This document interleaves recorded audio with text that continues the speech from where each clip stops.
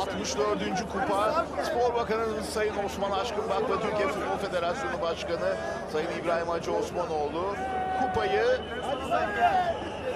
Stefan Savic'e teslim ediyor. Savic de şimdi arkadaşlarının yanına doğru